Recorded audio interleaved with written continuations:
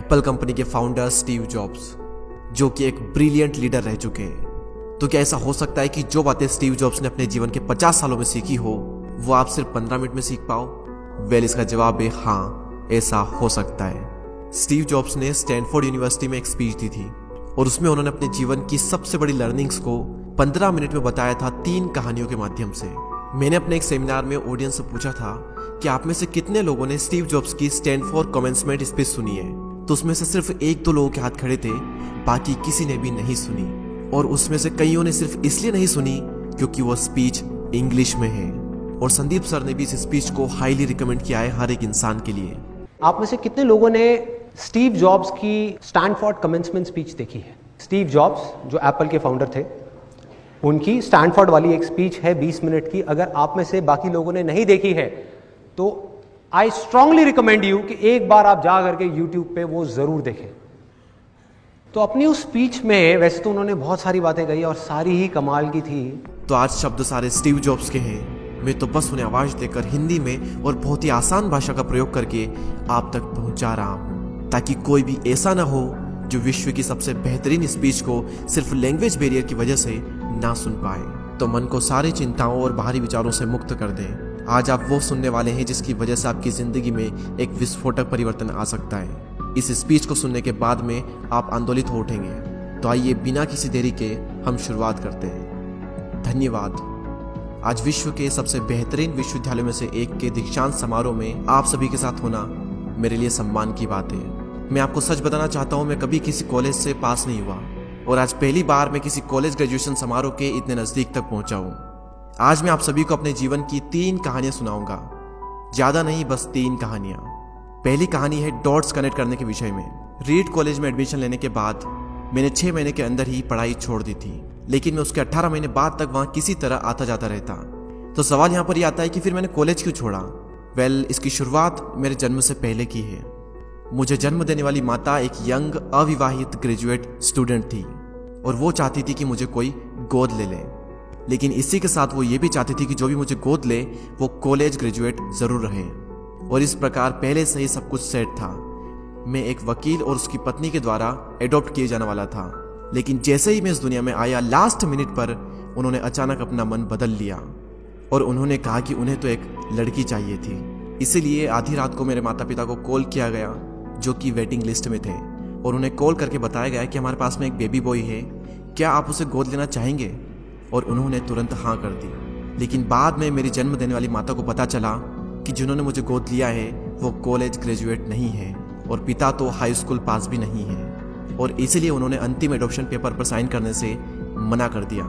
लेकिन फिर कुछ ही महीने बाद मेरे होने वाले माता पिता ने मेरी माँ को वचन दिया कि हम इसे कॉलेज जरूर भेजेंगे, और इस वजह से उसकी माता मान गई और फिर मुझे अडॉप्ट कर लिया गया। और कुछ इस तरह मेरी जिंदगी की शुरुआत हुई और 17 वर्ष के बाद में मैं कॉलेज गया।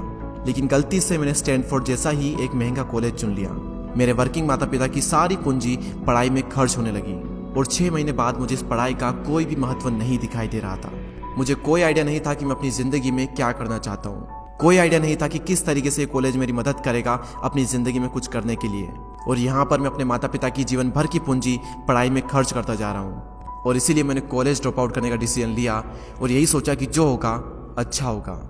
उस समय मुझे ये चीज़ बहुत ही डरावनी लगी, लेकिन जब बीते समय को आज मैं देखता हूँ तो मुझे लगता है कि ये मेरी ज़िंदगी का सबसे बेस्ट डिसीजन था। वो कैसे, मैं आपको अभी बताता हूँ। जैसे ही मैंने कॉलेज ड्रॉप आउट किया था तो मैंने उन क्लासेस को करना छोड़ दिया था जिसमें मेरा इंटरेस्ट नहीं था, और मैं केवल उन्हीं क्लासेस को करता था जिसमें मेरा इंटरेस्ट था। और ये सब कुछ करना कोई इतना आसान भी नहीं था, क्योंकि मेरे पास रहने के लिए कोई कमरा नहीं था। इसलिए दोस्तों के कमरों में मैं ज़मीन पर सोता था। मैं कोक की बोतलों को लौटाकर मिलने वाले पैसों से खाना खाता था। मैं हर संडे 7 मील पैदल चलकर हरे कृष्णा मंदिर जाता था, जिससे कि हफ्ते में कम से कम एक बार मैं पेट भरकर खाना खा सकूं, और ये मुझे बहुत ही अच्छा लगता था। अब मैं आपको बताता हूँ कि क्यों कॉलेज ड्रॉप आउट करना मेरी जिंदगी का सबसे बेस्ट डिसीजन था। उस समय रीड कॉलेज देश की सबसे अच्छी जगह थी जहाँ कैलीग्राफी सिखाई जाती थी। पूरे कॉलेज परिसर में हर एक पोस्टर, हर एक लेवल पर बहुत ही खूबसूरती से हाथों से कैलीग्राफ किया जाता था। और क्योंकि मैं कॉलेज छोड़ चुका था, इसलिए मुझे सामान्य क्लासेस करने की कोई आवश्यकता नहीं थी। तो मैंने निर्णय लिया कि मैं कैलीग्राफी की क्लासेस करूंगा और इसे अच्छी तरीके से सीखूंगा। तो मैंने सेरिफ और सैंस सेरिफ टाइप फेसेस के बारे में सीखा, अलग अलग अक्षरों के बीच में स्पेस वेरी करना सीखा, और किसी अच्छी टाइपोग्राफी को क्या अच्छा बनाती है यह भी मैंने सीखा। यह सब कुछ बहुत खूबसूरत था, ऐतिहासिक था और इतना आर्टिस्टिक था कि इसे साइंस के द्वारा कैप्चर नहीं किया जा सकता था, और ये सभी मुझे बहुत ही आकर्षक लगता था।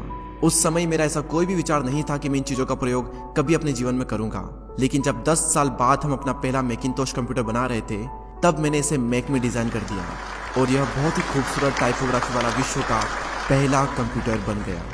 अगर मैंने कॉलेज में केवल कैलीग्राफी में प्रवेश नहीं लिया होता तो मैक में कभी भी मल्टीपल टाइप फेसेस या प्रोपोर्शनली स्पेस्ड फॉन्ट्स नहीं होते, और क्योंकि विंडो ने मैक की कॉपी की है तो दुनिया के किसी भी पर्सनल कंप्यूटर में ये सब नहीं होता। अवश्य ही जब मैं कॉलेज में था तो भविष्य को देखकर इन डॉट्स को कनेक्ट करना असंभव था, लेकिन जब 10 साल बाद में बीते समय को देखता हूं तो मुझे सब कुछ क्लियर नजर आता है। आप केवल पीछे देखकर ही डॉट्स को कनेक्ट कर सकते हो, इसीलिए आपको विश्वास करना होगा कि अभी जो भी हो रहा है वो आगे चलकर किसी न किसी तरह से आपके फ्यूचर से कनेक्ट हो जाएगा। आपको किसी न किसी में तो विश्वास करना ही होगा, अपने गट्स में, अपने भाग्य पर, अपने जीवन पर या फिर अपने कर्मों पर।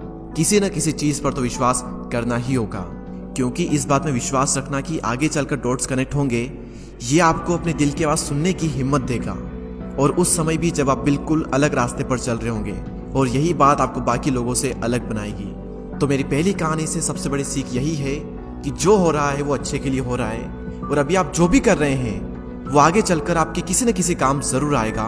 आप बस अपने आप में विश्वास रखकर करते जाइए जो कर रहे हैं। मेरी दूसरी कहानी लव और लॉस के विषय में है। मैं बहुत ही सौभाग्यशाली था कि जिससे मैं प्यार करता था वह मुझे जल्द ही मिल गई। वॉज और मैंने अपने पिता के गैराज से एप्पल की शुरुआत की थी जब मैं 20 साल का था, और हमने बहुत मेहनत की, और 10 साल में एप्पल कंपनी 2 लोगों से बढ़कर $2 बिलियन और 4000 लोगों की कंपनी हो गई। हमने अभी 1 साल पहले ही मैकिंटोश रिलीज किया और मैं 30 साल का हो गया था, और कंपनी ने मुझे निकाल दिया। आप सभी लोग सोच रहे होंगे कि अपनी ही बनाई हुई कंपनी से मुझे कैसे निकाल दिया। जैसे जैसे एप्पल ग्रो करने लगी हमने एक बुद्धिमान आदमी को हायर किया, जिसे मैंने सोचा कि वो मेरे साथ मिलकर कंपनी को आगे बढ़ाएगा। पहले 1 साल सब कुछ ठीक चल रहा था, लेकिन फिर उसके बाद कंपनी के फ्यूचर विजन को लेकर हम दोनों में विवाद होने लगे, और बात बोर्ड ऑफ डायरेक्टर तक पहुंच गई और उन लोगों ने उसका साथ दिया, और इस तरीके से 30 वर्ष की आयु में मुझे अपनी ही कंपनी से निकाल दिया गया। जो मेरी पूरी एडल्ट लाइफ का फोकस था वो अब खत्म हो चुका था, और यह पूरी तरह से मुझे बर्बाद करने वाला था, और कुछ महीनों तक मुझे कुछ भी समझ में नहीं आया कि मैं क्या करूं।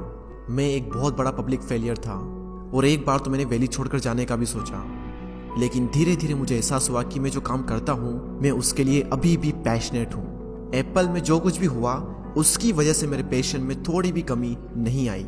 मुझे उन्होंने अस्वीकार कर दिया, लेकिन फिर भी मैं अपने काम से प्यार करता हूँ, और इसीलिए मैंने एक बार फिर से शुरुआत करने की सोची। मैं उस वक्त ये नहीं देख पाया था, लेकिन अब मुझे लगता है कि एप्पल से निकाले जाने से अच्छा मेरे साथ कुछ और हो ही नहीं सकता था। सफल होने का बोझ अब बिगिनर होने के हल्केपन में बदल चुका था। मैं एक बार फिर से स्वयं को बहुत ही हल्का महसूस कर रहा था, और इसी आज़ादी की वजह से मैं अपने जीवन के सबसे क्रिएटिव पीरियड में चला गया। अगले 5 सालों में मैंने एक कंपनी नेक्स्ट और दूसरी कंपनी पिक्सर शुरू कर दी, और इसी दौरान मैं एक बहुत ही अद्भुत महिला से मिला जो कि आगे चलकर मेरी पत्नी बनी। पिक्सर ने विश्व की पहली computer animated movie toy story बनाई, और आज के समय यह दुनिया का सबसे सफल एनिमेशन स्टूडियो है।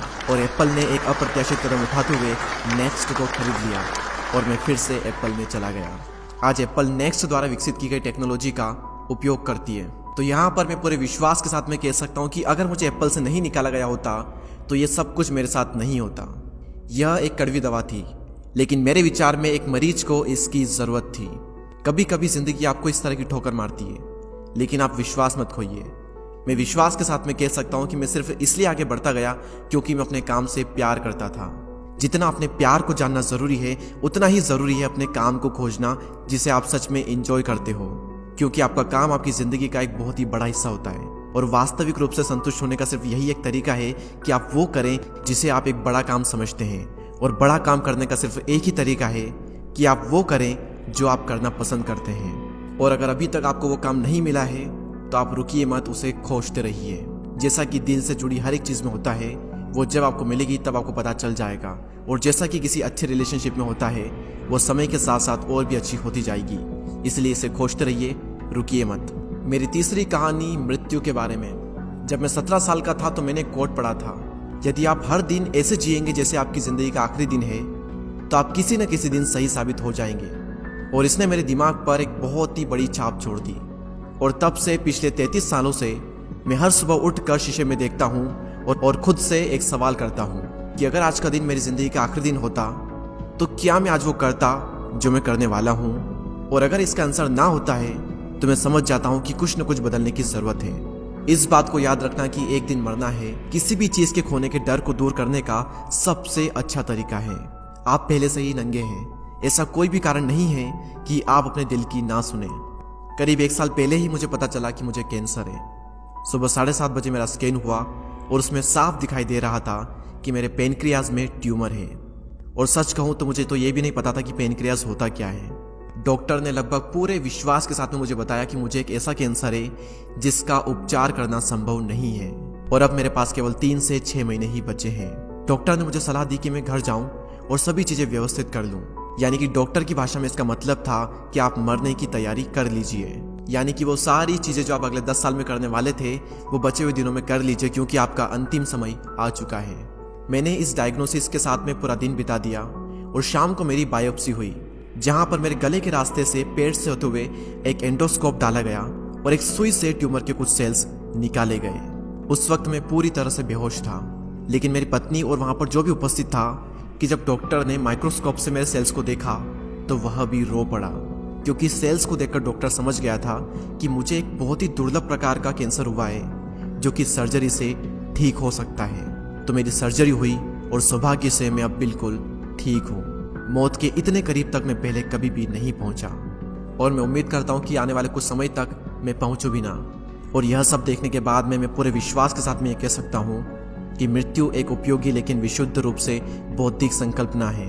कोई भी मरना नहीं चाहता, यहाँ तक कि वो लोग जो स्वर्ग जाना चाहते हैं वो भी वहां जाने के लिए मरना नहीं चाहते।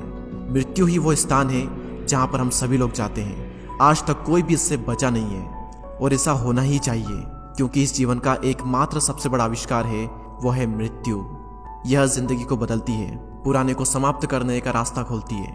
और इस समय पर आप सभी लोग नए हैं और कुछ ही दिनों में आप सभी लोग पुराने हो जाओगे और रास्ते से साफ हो जाओगे। इतना ज्यादा नाटकीय होने के लिए मैं आप सभी से माफी चाहता हूँ, लेकिन यही सत्य है। आपका समय बिल्कुल सीमित है, इसलिए इसे किसी और की जिंदगी जीकर व्यर्थ मत कीजिए। बेकार की सोच में मत फंसिए, अपने जीवन को दूसरों के हिसाब से मत चलाइए, औरों के विचारों के शोर में अपने अंदर की आवाज को मत दबाइए। और सबसे महत्वपूर्ण यह है कि अपने दिल और सहज बुद्धि की बात सुनने का साहस रखें, क्योंकि वे पहले से ही जानते हैं कि तुम वास्तव में क्या बनना चाहते हो। तो पहले अपने दिल की आवाज सुने, बाकी सारी चीजें सेकेंडरी है। और अंत में मैं आप सभी से यही कहना चाहूंगा, स्टे हंग्री, स्टे फुलिश। मैंने हमेशा अपने लिए यही मांगा है और अब जब आप सभी लोग यहाँ से ग्रेजुएट हो रहे हैं तो मैं आप सभी के लिए भी यही विश करता हूँ, स्टे हंग्री, स्टे फुलिश। यानी कि भूखे रहिए और मूर्ख रहिए। भूखे यानी कि कुछ करने की भूख आपके अंदर होनी चाहिए, और मूर्ख रहो क्योंकि मूर्ख रहकर ही आप कुछ सीख पाओगे। अगर आपको ये लगता है कि आप सब कुछ पहले से जानते हैं तो आप कुछ भी नहीं सीख पाएंगे। तो भूखे रहिए और मूर्ख रहिए। Stay hungry, stay foolish. आप सभी को बहुत बहुत धन्यवाद। और दोस्तों, मैं दीपक दया आशा करता हूँ कि आपने इस वीडियो से बहुत कुछ सीखा होगा। इस स्पीच को कन्वर्ट करने में या फिर मुझसे कुछ भूल हुई हो तो उसके लिए मुझे माफ कर दें। ऐसे ही और inspiring, motivational, life changing videos को देखने के लिए हमारे चैनल को सब्सक्राइब करके बेल आइकन को प्रेस करें। मैं आपसे मिलूंगा अगले वीडियो में, तब तक के लिए जय हिंद, जय भारत।